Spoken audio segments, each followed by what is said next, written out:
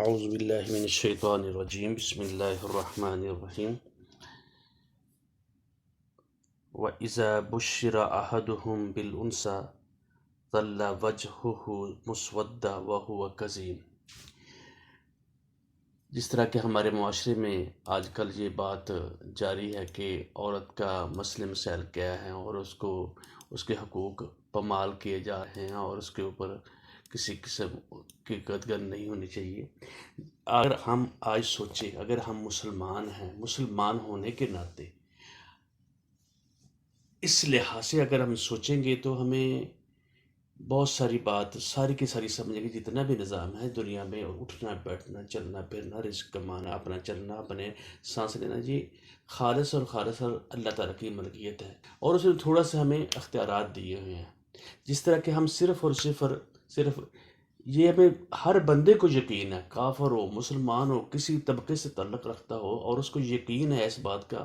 کہ میں نے مرنا ہے، تو اس وقت کیا پڑھتا ہے؟ انا للہ و انا الیہ راجعون۔ یہ ورڈ جو ہے اس کو ہم پڑھ تو لیتے ہیں، اس کے اوپر اگر غور کر لیا جائے تو دیکھ لیا جائے، اے اللہ بے شک انا للہ، ہم تیری ہی ملکیت ہے، ہم نہ اپنی مرضی سے آئے ہیں نہ اپنی مرضی سے ہم نے جانا ہے، نہ ہم اپنی مرضی سے پیدا ہوئے ہیں، نہ اس نے ہم سے مشورہ کیا ہے، اس نے ہم سے مشورہ کر کر نہیں ہمیں پیدا کیا، اور نہ اپنی مرضی سے ہم نے جانا ہے، اور ہم یہ اس چیز کا اقرار بھی کرتا ہے انا للہ، اے ہم تیرے لیے ہی ہیں،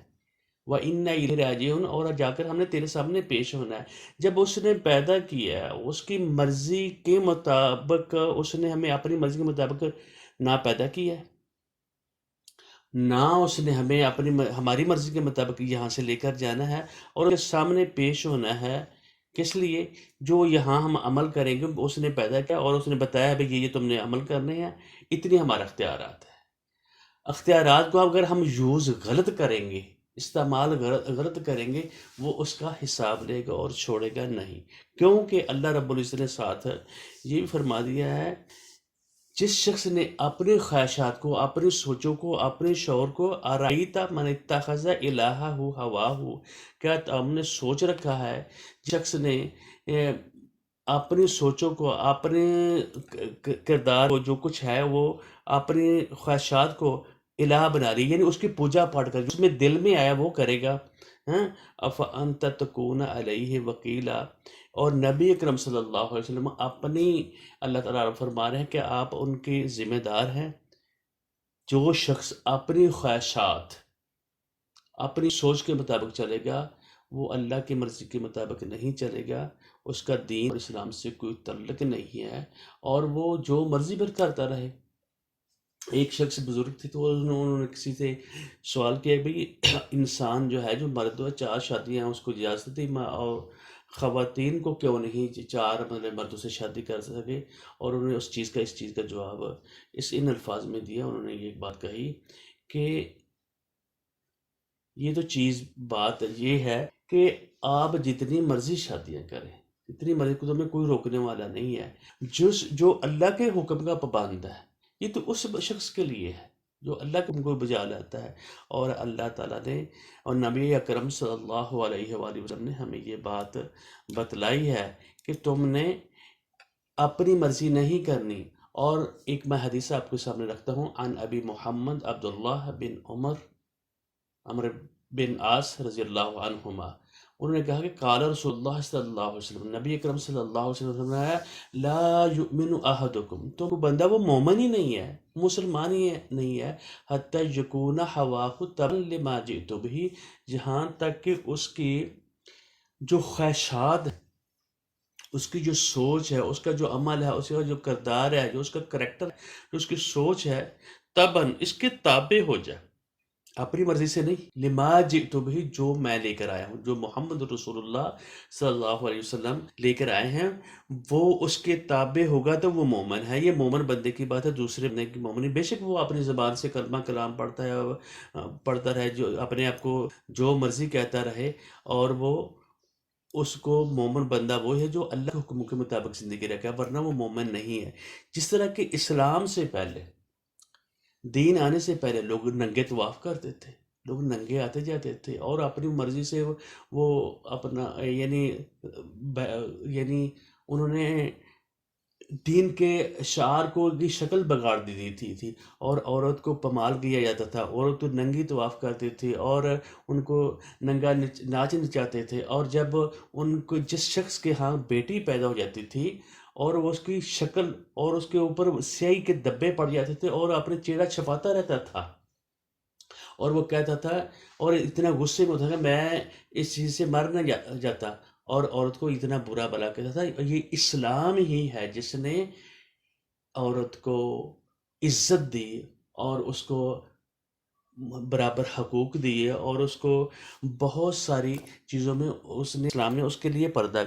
رکھا۔ یہ عورت کے لفظ کا مطلب ہی پردہ ہے، یعنی وہ بھی جب تک رہے گی وہ ایک سونے چاندی کی طرح، ایک ہیرے جواہرات کی طرح ہوگی، اور اگر وہ آوارگی میں آئے گی تو اس کا اسلام سے اور دین سے کوئی تعلق نہیں۔ اسی طرح اگر عورت کو پردے کو حکم دیا ہے، دوسری طرف مرد کو بھی اللہ تعالیٰ نے سب سے پہلے کہا ہے آپ نظریں نیچے جھکا کر رکھو، آنکھیں پھاڑ پھاڑ کر ادھر ادھر نہ دیکھو۔ اور اللہ رب العزت نے قرآن پاک میں یہ بات بتائی، وَإِذَا بُشِّرَ أَحَدُهُمْ، ان لوگوں میں جو اس زمانے کے جو لوگ تھے جو عورت کی عزت نہیں کرتے تھے، جو عورت کو اچھا نہیں سمجھتے تھے، جب ان کو اس چیز کا پتہ چلتا، ان کے خبر ان کے آ جاتی، بالانست ہمارے گھر میں عورت پیدا ہوئی ہے، بچی پیدا ہوئی ہے، ذلّ وجہہ، کا چہرہ سیاہ ہو جاتا، مسودن سیاہ ہوتا ہے، وہ ہوا قزیم، اور روتا پھرتا تھا، غصے میں ذلیل ہوا رہتا تھا، یتوارا من القوم من سوء، یہ اس کے ساتھ برائی کس قسم کی ہو گئی ہے، ماں بشر بھی، جس چیز کی اس کو خبر دی گئی، جس کو خبر دی ہے، یمسکہ علی ہون، اپنی ذلت کی وجہ سے وہ چھپاتا پھرتا تھا، ام یدسہ فی التراب، وہ کہتا تھا میں زمین میں دس نہ جاؤں، زمین میں چلا نہ جاؤں، میں زمین میں آج چلا جاتا، الا ساء ما یحکمون، تو مجھے جو سوچے تمہاری ہیں، جو تم نے فیصلہ اپنے بارے کیا، یہ کتنے گندے فیصلے ہیں، بہت برے فیصلے ہیں۔ یہ سورۃ النحل 59 آیت میں آیا ہے، اور ہمیں دیکھنا چاہیے، ہمیں سوچنا چاہیے عورت کو اللہ نے کیا کیا مقامات رب العزت نے دیے ہیں، اور اس کے اوپر ہمیں غور و فکر کرنی چاہیے، اور اللہ رب العزت ہمارے لیے کیا کیا مقامات ہیں۔ دوسری طرف اور مقام پہ اللہ رب العزت فرماتے ہیں، وہ نبی اللہ رب العزت فرماتے ہیں، ام تحسب ان اکثرہم یسمعون او یاقلون، اللہ رب العزت کہہ رہے ہیں جب میں اپنے کلام تمہیں بار بار یہ چیزیں سمجھا رہا ہوں، فرما رہا ہوں، تم یہ سمجھتے ہو یہ لوگ سنتے ہیں، عقل کرتے ہیں، جو لوگ اللہ کے دیے ہوئے دین پر، جو اللہ کے احکامات پر عمل نہیں کرتے، عمل نہیں کرے، انہم الا کالعام، یہ ڈنگر ہے، ان سے بات کرنے کا کوئی فائدہ ہی نہیں ہے، جاہل ہیں جو اللہ کے حکموں کو پابند کرتے ہیں، بل ہم اضل سبیلا، بلکہ اس سے بھی گندے بدتر ہیں۔ اس طرح کہ اسلام نے عورت کو لیے اس کو بہت زیادہ حقوق دیے ہیں، جس طرح کہ جہاں پہلے زمانے میں پہلے جب عورت کو مرد کئی دفعہ صبح کو طلاق دیتی ہے، پھر شام کو رجوع کر لیتا ہے، پھر طلاق دی، پھر رجوع کر لیا، پھر طلاق دی، پھر رجوع کر لیا، اور اس نے کھیل بنایا ہوا تھا۔ اسلام نے آ کر اس پر پابندی لگا دی، بھائی اتنی مرتبہ تم نے طلاق دینی، اگر تم طلاق دو گے تو پھر اس کے اوپر تمہاری تھوڑی ذمہ داریاں بھی ہوں گی۔ اور دوسری طرف اگر ان مرد کو یہاں طلاق دینے کی اجازت ہے، دوسری طرف عورت کو اگر کوئی انسان پسند نہیں ہے یا اس کے ساتھ کوئی مسئلہ ہے تو وہ خلا لے سکتی ہے۔ اللہ رب العزت نے اسلام نے آ کر عورت کے حقوق کو یعنی اکٹھا کیا۔ دوسری طرف بیوی کو اوپر اس نے ذمہ داری اتنی نہیں ڈالی، اور اس کو نان نفقہ اور یہ سارا دیا، اور اس کا ماں اور بیٹی اور بہن کا یہ سارے کے سارے حقوق اس نے دیے۔ عورت پر اسلام نے کوئی معاشی دباؤ نہیں ڈالی، نہ ذمہ داری ڈالی ہے، نہ اس نے اس کے اوپر خرچہ کسی قسم کا نہیں ڈالا۔ عورت کو وراثت میں حق ہر طرف سے مل رہا ہے، یعنی والدین کی طرف سے مل رہا ہے، اور دوسرے خامد کی طرف سے ملتا ہے۔ رضاعت کے بارے میں عورت جب ایک گواہی دے دیتی تو کہ وہ اسلام میں کافی ہوتی ہے، میں نے اس دودھ پلایا ہے، یہ عورت کے لیے بہت بڑی شان ہے۔ اگر ایک عورت کہہ دے کہ میں نے فلاں شخص کو دودھ پلایا ہے تو یہ اس کے لیے گواہی کافی ہوتی ہے۔ مرد کو عورت کا محافظ قرار دیا ہے، الرجال قوامون، اور اس کے اوپر ذمہ داریاں ڈالی ہیں، کہ بھئی یہ تم نے ذمہ داریاں کرنی ہیں، عورت اپنے گھر میں بیٹھے اس کو یہ سارے کے سارے معاملات اللہ رب العزت نے دی ہیں، اور بہت ساری چیزیں دی ہیں۔ عورت کو جو اپنی مرضی سے نکاح کرنے کا حق دیا ہے۔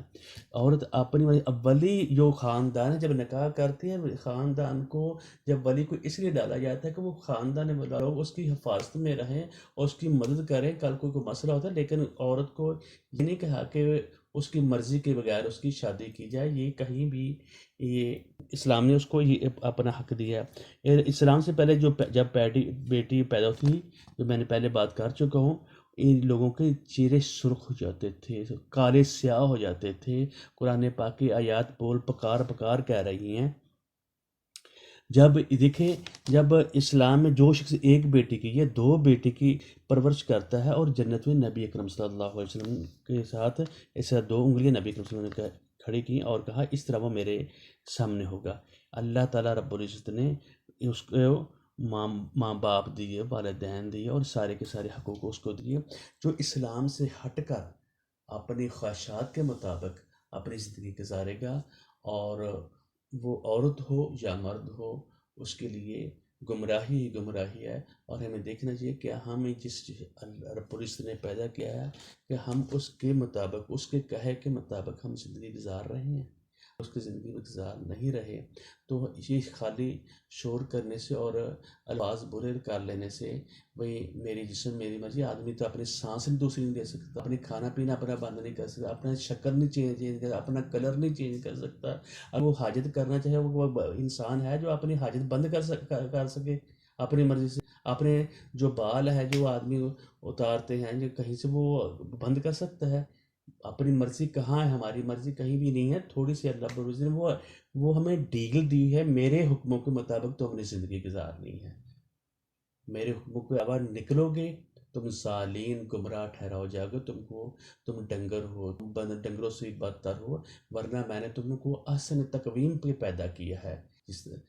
احسن تقویم پہ پیدا کیا، والتین والزیتون وطور سینین وہذا البلد الامین، یہ قسمیں اٹھائی ہیں۔ لقد خلقنا الانسان فی احسن تقویم، احسن تقویم پر پیدا کیا، لیکن انسان کیا کیا؟ ثم رددناہ اسفل سافلین، جو میرا حکم نہیں مانے گا اس کو کیا کہ وہ اسفل سافلین، وہ دنسے جائے گا اور ذلت اور ذلیل و خوار کی زندگی گزارے گا۔ ہمیں دعا کرنی چاہیے اللہ کے حکموں کے مطابق زندگی گزاریں، اللہ کے حکموں کے مطابق اپنے آپ کو ڈالیں اور اسی پر عمل کرنے کی اللہ سے توفیق مانگنی چاہیے۔ بارک اللہ علیہ ولکم ولسائر المسلمین۔ السلام علیکم ورحمۃ اللہ وبرکاتہ۔